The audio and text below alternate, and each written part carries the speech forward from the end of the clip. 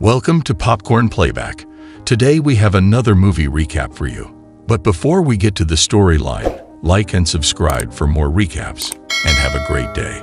The film begins in Utica, New York, introducing us to Clean, a truck driver who works as a garbage collector in a run-down, crime-infested urban neighborhood.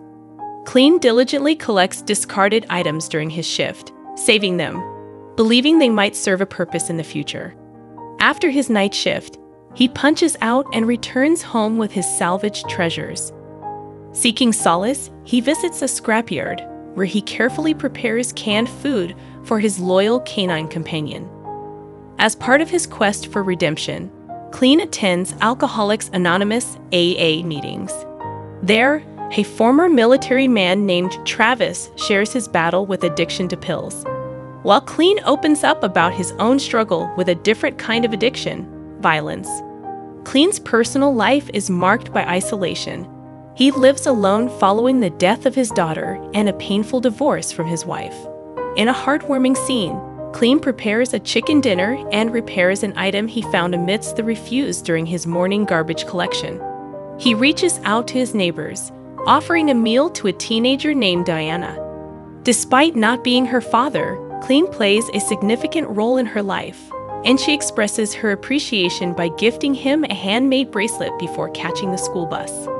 Clean takes his treasures to a local thrift shop, hoping to make a few bucks.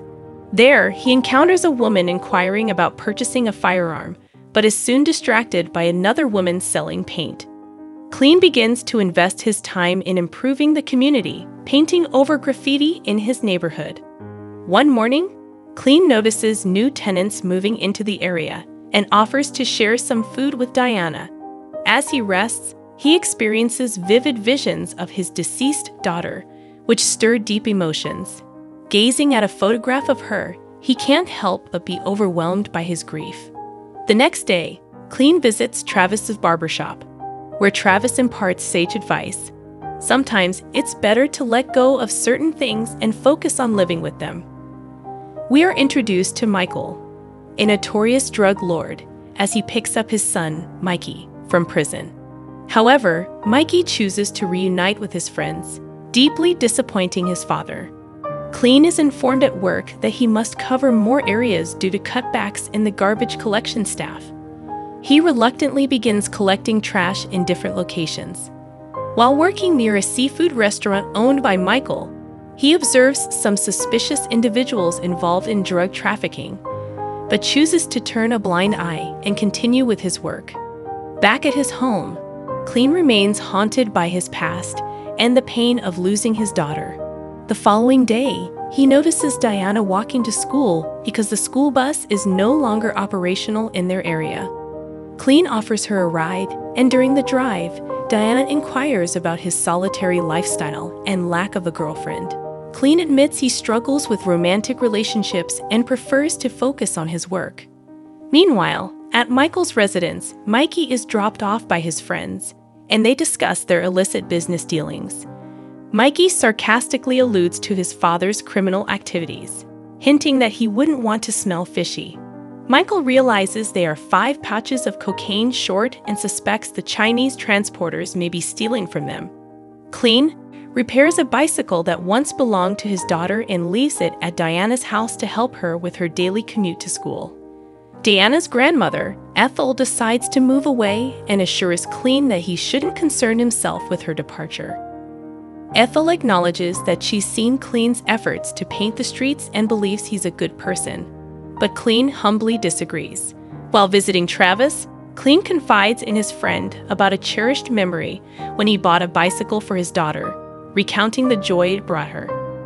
Meanwhile, Michael, the cunning drug lord, divides his time between overseeing his cocaine operation, cleverly disguised as a fish supply business within the church. He meticulously packages cocaine in small grams and distributes it throughout the area and the neighborhood. A chilling scene unfolds when Michael brutally murders the leader of the Chinese transporters using a hammer to send a powerful message. He sternly warns the remaining members to ensure the accuracy of their scales and assigns Mikey the grim task of cleaning the squids. That night, While on his garbage collection rounds, Clean stumbles upon a gruesome scene: bloodstains and shattered glasses from the violent murder of the Chinese transporters. He's baffled by what he's found but continues with his work. Michael appears, apologizing for the disturbing sight, and offers cigarettes. Clean politely declines and attempts to tip him, but Michael refuses and departs. The next day, Clean faces an unexpected car breakdown in a rough neighborhood. As he investigates the issue, a group of thugs rushes past him, chasing a man into a dark alley. The man's screams prompt Clean to intervene, and he finds the thugs viciously attacking the helpless individual. Despite initial hesitation, Clean steps in, only to have the thugs turn their aggression toward him. In a dire moment, a mysterious figure emerges from the shadows, wielding a baseball bat, allowing Clean to regain consciousness in a hospital bed. As Clean receives medical attention, haunting memories of his daughter catching him using drugs come rushing back. The doctor prescribes medication, but Clean adamantly refuses to take it. At work, Clean is handed a leave of absence due to the incident, and on his way home, he discovers Diana waiting outside her house. He invites her into his home, where she notices his troubled state. While exploring Clean's house, she comes across a wooden box. As she tries to open it, Clean abruptly stops her, startling the girl, who hastily retreats. In the midst of all this, at Michael's mansion, Mikey preoccupies himself with rehearsing rap music, which infuriates his father, leading to Mikey brandishing a knife in a moment of rebellion. Unable to harm his own father, Mikey decides to flee from home. Clean, driving nearby, spots Diana with a group of thugs and, concerned for her safety, advises her to head home due to the late hour. Diana rebuffs him, asserting that he's not her father, sparking a confrontation with the thugs. They order Clean to leave, but Diana ultimately heeds Clean's counsel, avoiding an escalation of the situation. At an Alcoholics Anonymous AA meeting, a man shares the tormenting inner demons that plague individuals and undermine their hope. Outside, he approaches Clean, sensing familiarity in his face. Clean denies any recognition, but the man persists, believing he knows Clean as an associate of a notorious gangster. Clean takes it upon himself to renovate an abandoned building covered in graffiti. Inside, he senses a presence and investigates, discovering a toolbox with a wrench pipe. While driving around late at night, Clean spots Diana's bicycle parked outside the thugs' hideout. Inside, they are indulging in drugs and alcohol, with Diana held against her will. As one of the thugs begins recording Diana, Clean can't stand by any longer and takes action, using the wrench pipe to swiftly subdue the assailants, including the one trying to harm Diana. To his surprise, he discovers that Mikey is among the beaten thugs. Clean embraces Diana, and together they leave the scene, leaving Michael to deal with his injured son, Mikey. The doctor informs Michael that Mikey requires surgery to prevent permanent damage, but Michael is resolute in his intention to teach his son a lesson. He watches the recording from the previous night, revealing Clean's true identity. Meanwhile, a corrupt officer named Frank informs Michael that Clean is a garbage collector living in the neighborhood. Realizing that Clean may have fled, Michael orders Frank to carry out a gruesome act, targeting Diana and Ethel to torment Clean. Clean, accompanied by Diana and Ethel, attempts to leave town, but they are unexpectedly pulled over by a police officer who is secretly working for Michael. Clean quickly realizes the officer's allegiance and makes a daring escape, veering off the main road to evade the police. After some time, he stumbles upon a bowling alley and diner, deciding it's time to switch their vehicle. Diana escorts Ethel to the restroom, while Clean searches for a new car. As Clean explores the parking lot in search of a suitable vehicle, some of Michael's henchmen notice Clean's car and confirm its presence. They hastily make their way to the diner. Upon entering the diner, Diana and Ethel exit in a hurry, while Clean waits for them. He spots one of the henchmen and takes him down swiftly. Retrieving an axe, Clean prepares for a confrontation with the other henchmen. Diana and Ethel take refuge in the back rooms of the building, barely managing to hide. The henchmen close in on them, but Clean appears suddenly, engaging them in combat using their own axes. The fight is intense, but Clean emerges victorious, incapacitating all of the henchmen. He then regroups with Diana and Ethel, urging them to leave the diner. In a poignant flashback, we see a night when Clean was still a professional assassin. Upon returning home, he discovers his drug syringe is missing, and he realizes that his daughter had used it. Tragically, she had passed away, a fact that haunts Clean as he holds himself responsible for her death.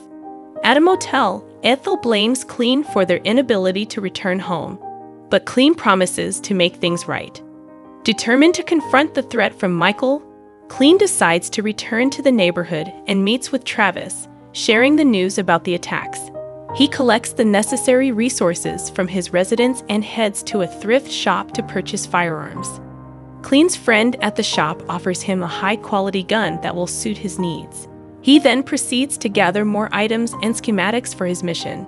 Meanwhile, Frank receives a call that unveils Clean's true identity as the dreaded professional assassin known as the Grim Reaper. Realizing the impending danger, Clean makes a daring call to Michael, issuing a chilling warning that he knows Michael's address and is coming for him. Clean, leveraging his resourcefulness, starts using his salvage skills to improvise a silencer for a pump shotgun. He meticulously prepares for the impending showdown, his back tattoo a reminder of his notorious past. He dons an armored vest and equips himself with an array of weapons, loading them into his vehicle. Anticipating Clean's approach, Michael gathers his men and tightens security, fully aware of the imminent threat. Clean, while seemingly engaged in his routine garbage collecting work, strategically positions himself near Michael's house. He sets a trap on the electric box, having already eliminated the guards outside. As Michael and his partners celebrate with a drink, Clean executes a bold move by crashing his garbage truck into Michael's house, triggering the trap and causing a power outage. Amidst the darkness, from the shadows, Clean unexpectedly opens fire on the goons, igniting a fierce shootout. Frank engages Clean in a one-on-one fight, but Clean manages to shoot Frank with a flare gun, incapacitating him. Undeterred, Clean continues his relentless pursuit of Michael, searching for his nemesis. He nearly shoots Michael, who retaliates by firing at Clean. In a brutal hand-to-hand combat, Michael initially gains the upper hand, relentlessly pummeling Clean while he's down. Clean draws upon the memory of his daughter, regaining his strength and turning the tide of the fight. With renewed vigor, Clean begins to overpower Michael, and just as he's about to finish him, Mikey suddenly appears. Mikey shoots Clean, and as Clean falls, Mikey empties his gun on his father. However, in a twist of fate, Mikey realizes he's out of bullets, leaving the outcome uncertain. In the aftermath of the harrowing battle, the neighborhood is finally free from the grip of criminal activities. Children joyfully reclaim the streets to play, and as Diana rides her bike, she spots a garbage truck approaching. Her smile signifies a fresh start and the end of the movie. That's all for this movie. Thank you for watching.